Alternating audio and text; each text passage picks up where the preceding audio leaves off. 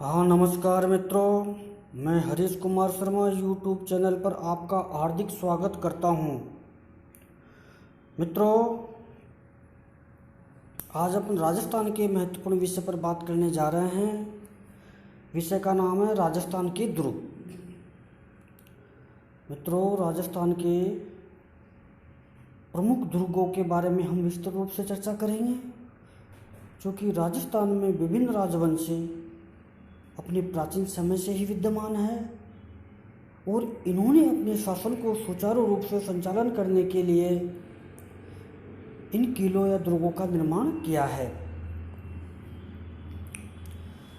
मित्रों, राजस्थान के विभिन्न राजवंशों ने अपने शासन को सुचारू रूप से संचालन करने के लिए अपने जीवन में विभिन्न किलों का निर्माण करवाया है।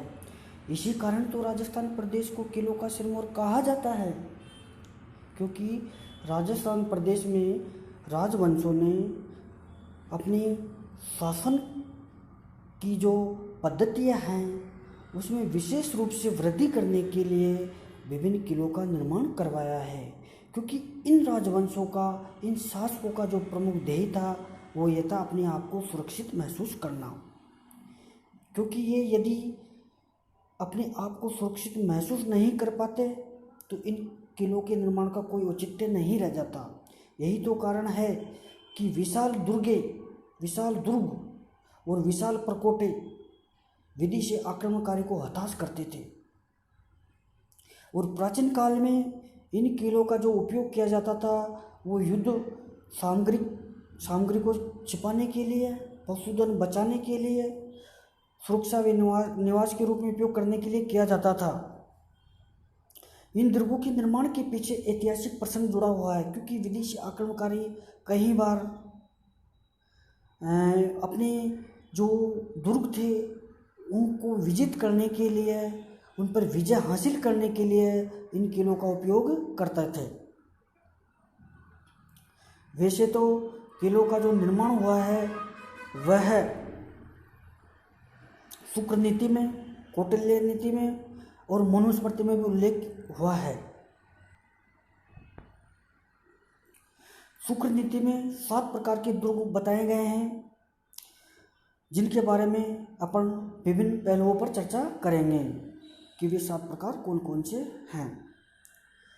मित्रों, पहला दुर्ग आता है ओदक दुर्ग। ओदक का शाब्दिक अर्थ होता है जल। ओदक का शाब्दिक अर्थ होता है जल। क्योंकि ओदक दुर्ग की श्रेणी में राजस्थान का झालावाड़ जिला आता है और यह कालीसिंध और आहो नदियों के संगम पर स्थित है।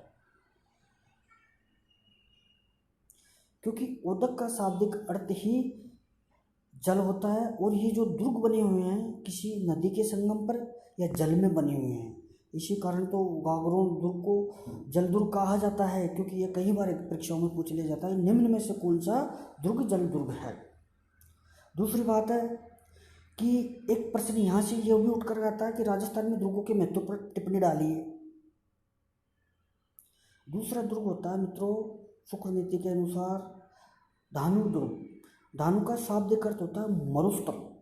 ऐसा दुर्ग जहाँ पर विशाल रेत है, मरुस्थल है, वो दुर्ग मित्रों राजस्थान के जैसलमेर जिले में स्थित सोनारगढ़ दुर्ग। अब एक किंवदंती है कि इसको सोनारगढ़ क्यों कहते हैं, क्योंकि यहाँ पर जो किले की दीवारें हैं वो पीले रंग में बनी हुई है। जब सूर्य की किरणें पड़ती है तो ऐसा लगता है कि मानो सोने की किरणें चमक रही हो, इस पर सोने की किरण पड़ रही हो, सोना चमक रहा हो। और दूसरी बात यह है कि यहाँ पर ये जो दुर्ग धानवर दुर्ग वर्तमान में पर्यटकों के लिए आकर्षण का केंद्र बनता जा रहा है और इसको यूनेस्को की धरोहर सूची में भी शामिल किया जा चुका है। तीसरा दुर्ग होता है गिरी। गिरी का शाब्दिक अर्थ होता है पर्वत या चोटी, यानी कि वह दुर्ग जो किसी पर्वत या चोटी पर बना हुआ होता है।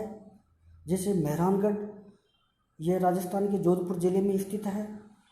चिड़ियाटूक पहाड़ी पर स्थित राव जोधा ने इस दुर्ग का निर्माण करवाया था। एक दुर्ग होता है चित्तौड़गढ़, यह राजस्थान के चित्तौड़गढ़ जिले में स्थित है और इस दुर्ग का निर्माण चित्रांगद मौर्य ने करवाया था। एक होता है कुंभलगढ़ दुर्ग, ये राजस्थान के राजसमंद जिले में स्थित है। महाराणा कुंभा ने अपने जीवन काल में 48 किलो में से 32 किलो का निर्माण मेवाड़ क्षेत्र में करवाया था। इसी कारण मेवाड़ को किलो का गढ़ कहा जाता है और ये मित्रों राजस्थान के राजसमंद जिले में स्थित है। एक दुर्ग होता है पारीक दुर्ग। वह दुर्ग जिसके चारों तरफ बड़ी खाई से घिरा हो वह दुर्ग है पारीक दुर्ग कहलाता है। इसका ज्वलंत उदाहरण राजस्थान का भरतपुर जिले में लोहागढ़ दुर्ग है, क्योंकि यह दुर्ग की जो दीवारें हैं कच्ची मिट्टी की मिश्रण से बनी हुई है। इस कारण यदि कोई विदेशी आक्रमणकारी यहाँ आक्रमण करता है तो उसके द्वारा छोड़े गए जो गोले हैं उस ज़मीन में उस दीवार में धंस जाते हैं, अंदर किले तक प्रवेश नहीं कर पाते हैं। जब 1805 में लॉर्ड लेक ने इस किले पर आक्रमण किया था तो वह अपना आक्रमण करने के कारण विफल रहा है।